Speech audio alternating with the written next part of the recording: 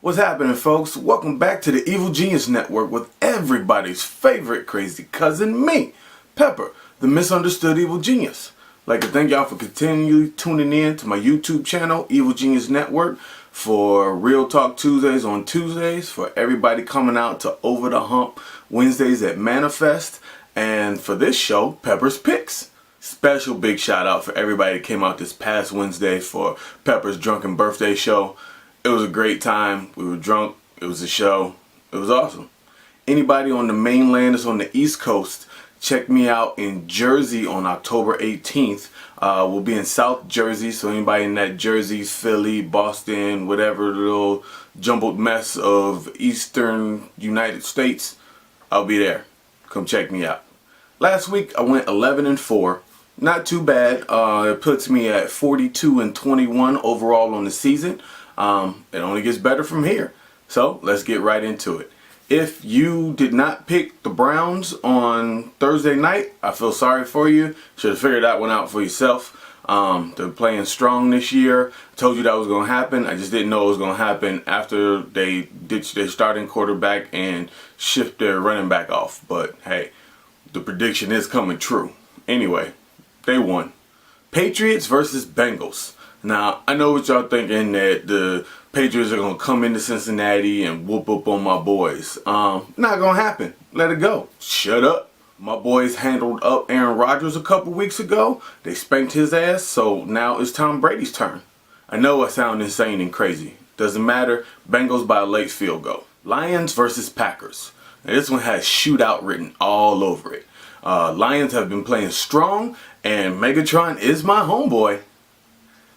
Problem I have here is that Green Bay's rested up. They've licked their wounds, and in a shootout, I'm going to take Aaron Rodgers at home in a tight one. Seahawks versus Colts.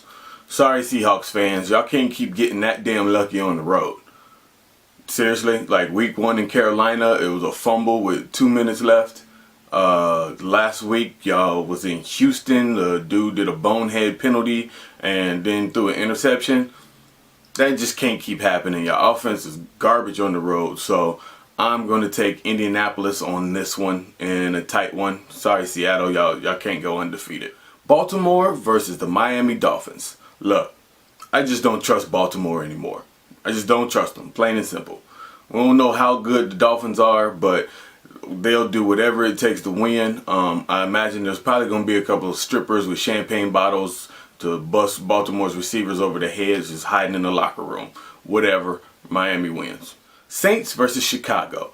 It's starting to get a little chilly in Chicago this time of year, and I think Drew Brees and his receivers are going to be focused on keeping their nipples warm. I think Chicago gets back into their winning ways with a strong ground game and squeaks this one out. Eagles versus the Giants. Now, the Giants have scored 1 touchdown in the past 2 weeks combined. Hopefully the Eagles defense is just what they ordered. The Eagles score in their sleep, but they can't stop nobody. I'm going to take the Giants at home to get their first win, but only because Michael Vick is due to be hurt in the third quarter. It's a scheduled injury. Chiefs versus Titans. Look, the Chiefs mascot is taking the league by storm. He was saying, y'all never should have fired me. You should have been fired. Now, I'll take Kansas City on the road on this one, only because Tennessee's starting quarterback got his hip broke last week. They say he'll be back in a couple weeks. I don't understand how. It takes old people like 3 years to heal from it, but I don't think modern medicine is that good. Whatever, Tennessee loses. Jacksonville versus St. Louis. Now, this is this week's Avatar Bowl. Basically, both uniforms look great, i.e. special effects. The problem is this 3 hours is not going to be worth a damn, just like the movie. I'll take St. Louis at home in a crazy shootout. Carolina Panthers versus Arizona Cardinals.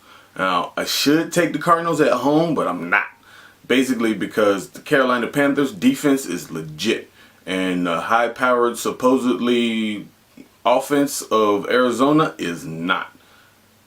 I'm going to take Carolina on a tight one on the road, but I could easily see Cam Newton screwing this game up in the end, but I'm going to still go with Carolina. Broncos versus Cowboys.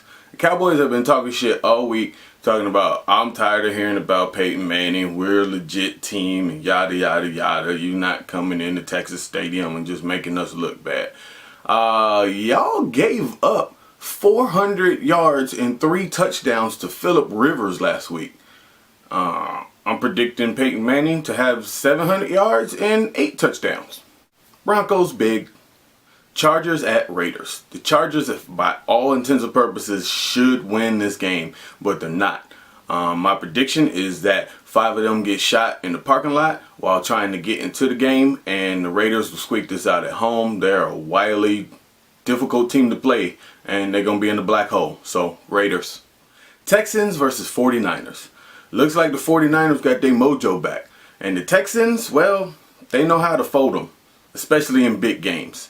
49ers at home. Finally, on Monday night, the Jets versus Falcons. Now, the Jets have twice as many wins as the Falcons do.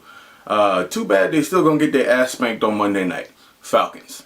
This has been week 5 of Pepper's Picks. Thank y'all for tuning in.